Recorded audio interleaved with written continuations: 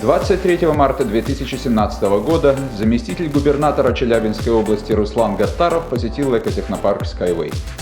В интервью, которое Руслан Усманович дал службе новостей телеканала «Мир», он рассказал о том, что сотрудничество началось не так давно, когда ему были показаны буклеты с трехмерными визуализациями транспортных решений струнного транспорта Юницкого.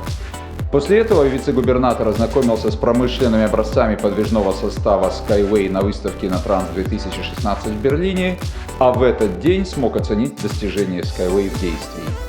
Во время своего визита чиновник ознакомился с экотехнопарком, где на демонстрационном участке легкой трассы проводились ходовые испытания юнибайка, а также посетил опытно-экспериментальное производство и конструкторские бюро закрытого акционерного общества «Струнные технологии».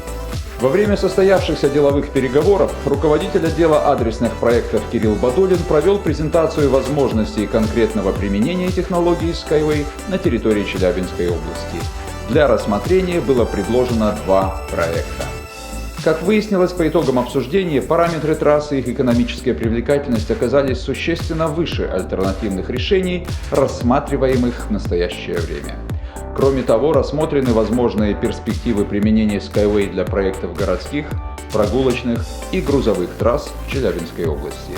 Вице-губернатор отметил удивительную динамику в продвижении проекта, выразив пожелание дальнейшего развития струнного транспорта Юницкого, поскольку его потенциал как в плане инженерных решений, так и в универсальности применения способны в корне изменить окружающий мир.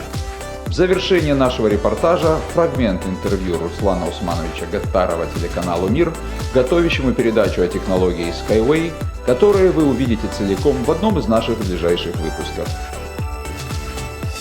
Мне кажется, что компания представляет продукт, который потенциально может изменить транспортную систему планеты Земля.